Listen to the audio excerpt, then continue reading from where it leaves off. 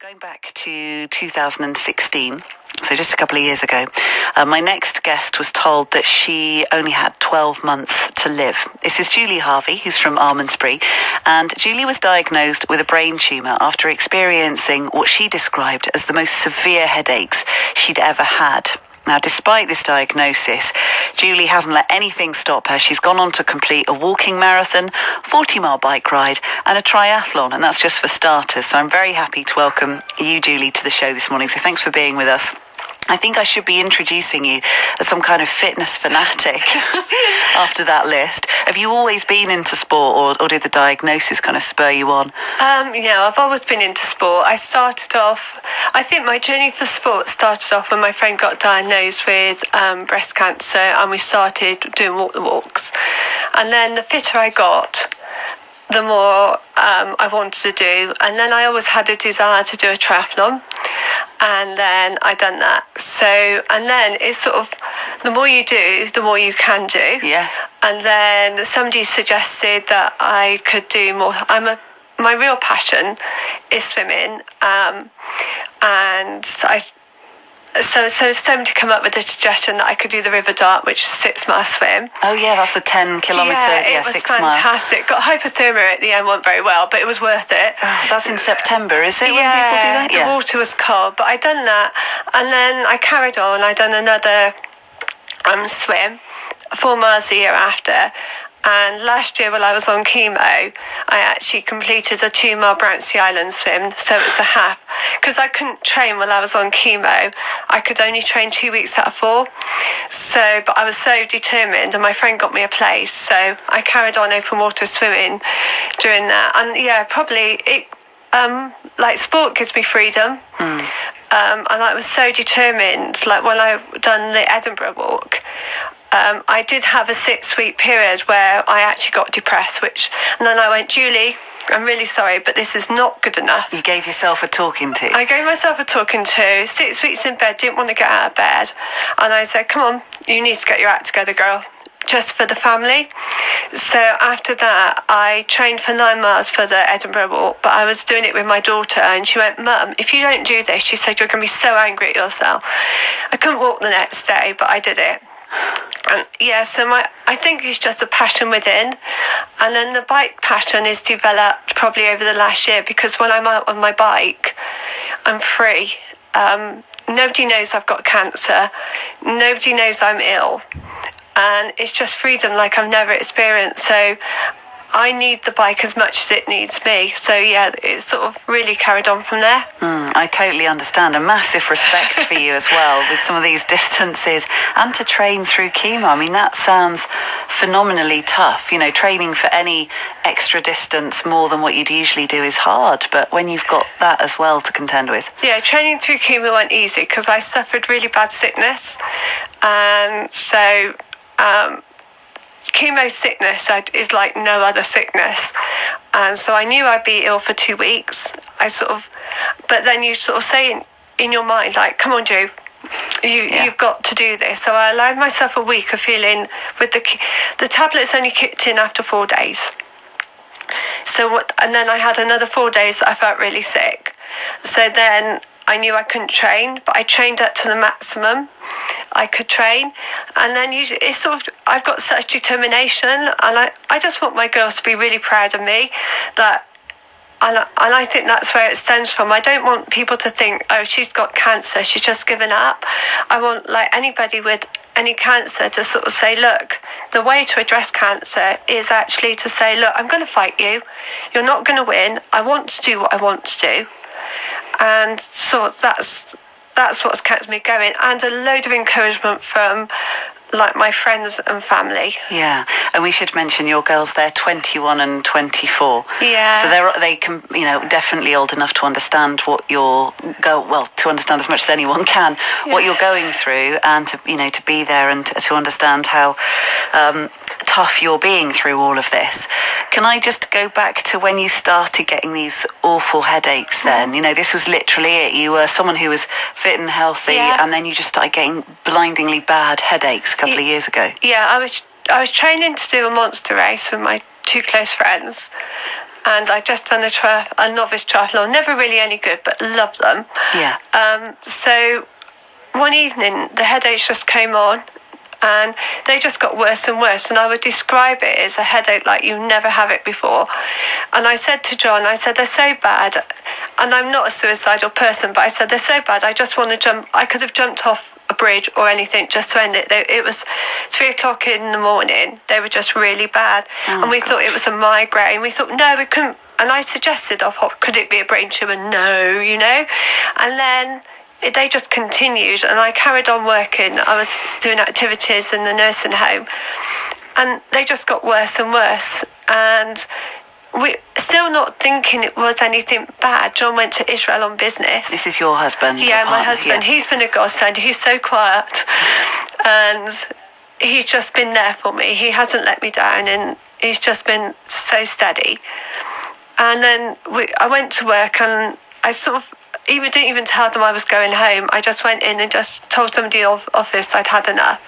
I was going home. Mum took me to A&E, and there was a brilliant young doctor there that diagnosed me, and they were very, very good at saying me. Straight away, within that first... It was a young junior doctor went in, and he knew there was something wrong. And so my mum's exact words were, you have a real headache, because without being... I actually threw up in my mum's car, and I had a bucket on the way there, so I knew I wasn't right, because it wasn't a sickness. It was just... Excruciating headaches. And I've got a really high pain threshold. And then they diagnosed, and later on I had an MRI, and they diagnosed me. And initially we thought, brain tumour. And where the pain had gone, and I was on morphine, I was like as high as a kite. It was quite wonderful. After 2 weeks, I was in another planet. So what did they... So they gave you that news that you had a brain tumour. What do they say to you next about treatment or how they can help you? I had it removed. Okay, so you had an operation. I had an operation, and which I think is part of my story. My friend Em was there, and I had a sort of a little wobbly through going through before theatre. Heavens knows why, but I did, and actually I had the operation done. And then I didn't think any more of it. I thought brain tumour, people live with brain tumours, and that was it. So then I got a phone call for my follow-up a day early, and Mo was with me. I said, Mo, I know this is bad news. I went in, and they said, there was 4 doctors, and they said, you've got a grade 4. And I thought, well, fair enough. That's grade 4. Part of my story is I lost a sister in a riding accident at 21. And I thought, well, I've had my time. I'm nearly 50. So I was quite, but really it didn't sink in. And then they said, do you want the full works, which was 6 weeks of radio chemotherapy, followed by 6 bouts of chemotherapy. I went, look, let's just go for it. And so, but actually the time when I had radio chemotherapy was a really happy time. I met some amazing people. I didn't mind the treatment. And lying on, like, you lie on a board with your mask, and you're trusting them to do what they have to do. They were brilliant, and all the doctors, radiotherapists, yeah, that's right. Yeah, they were just so good. So I had that, and then after my 6 week to finish, I went to Ireland and then started my chemo. And it's tough, but I had my downtime, and then you just got to actually decide that you want to live. I've gone sugar-free, and I think I've got to help myself. When you sort of get the diagnosis, you think, yes, you can feel sorry for yourself, but you think the only person that can help you is you. Yeah, it's interesting. We had another guest on earlier on this week who said a similar kind of thing, who also is living with a cancer diagnosis. Yeah. And has decided to change. She said some of the... sounds like, how can I even say this? But some of the best things, she's learned things about herself, she's experienced things she'd never have known, and things that are quite wonderful. And that deciding to, I've got to help myself here, and just really digging in. So I hear what you're saying, Julie. We'll have a song for a moment, and then we'll come back and talk some more about some of the things that you've done, and in particular, one place that you've gone to for support that's in Thornbury, part of a brilliant team of people who really know their stuff, and I know offer help to lots of other people in a similar situation to yours. If you want to.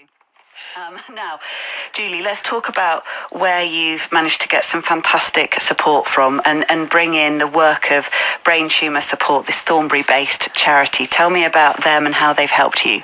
Well, initially, my Auntie Steela got in contact with them. Brain Tumour Support have been fantastic. They offer support to the families, to the person, and they don't just do you. They do the whole family. Both my girls, they won't mind me saying, are having counselling. My husband's chose not to, but it's there for the members of the family for as long as we need it. Yeah. Now, I went to, the counsellor's called Kate, and she is, I call her my angel. I can go in and I don't want other people to know I'm suffering with a brain tumour. So I use that session to go in, and I will walk in and I will take my mask off. And then she'll go, how are you? And most times I go, it's awful, I'm really struggling. And she's so relaxing. I can say anything, and I mean anything goes. And she'll give me the reasons, and she's very calm, and we just talk it through. And most of the time I don't struggle with it, but there are some times where life does get too much. And especially through chemo, when I was on chemo, when I was my 6 weeks in bed, they actually got Kate to come round to the house to try and get me out of bed. And it was only Kate I'd listened to. Now when I'm positive now, and I still go, because that is my time. That's so precious, that time with Kate. So I have an hour, and I still go every 2 to 3 weeks, and it's wonderful. It's part of keeping you well, isn't it? That's what it is. It's keeping your sanity as well, but they also do group supports as well. I chose not to go to the group support, and they're also about raising awareness of brain tumours, because breast cancer has got so much awareness. Nobody really talks about brain tumours. Because when I was first diagnosed with cancer, people don't know how to approach anybody with cancer, especially with a brain tumour. They don't know what to say. And I just think it's my job, if I can, to make it easy for people. There's been more conversation recently, hasn't it, with Dame Tessa Jowell sadly passing away, but she was someone who was very vocal and brave and everything else, talking about trying to try experimental drugs, and, she was someone who was out there. But before that, you're right, I can't really think who did that. And these charities, like Brain Tumour Support, they don't get any government funding, so all their donations are purely from the private sector.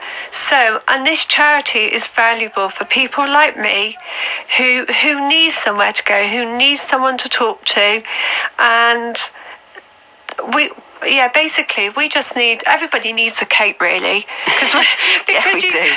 we do. And the charity is a very small office in Thornbury, and I just feel the word brain tumour and just needs support, and any brain tumour charity needs that recognition. And it was set up, if I remember correctly, by a lady who lost her husband, Paul. Yeah, she's called Tina, he was called Paul, and they found that the support wasn't around when it happened to them, and so they thought, we're going to make a pact, this won't be the case for anyone else in the area, we're going to do what we can to try and help others who are in the same sort of situation. So have you been trying to raise money for them in all these epic challenges that you've been undertaking?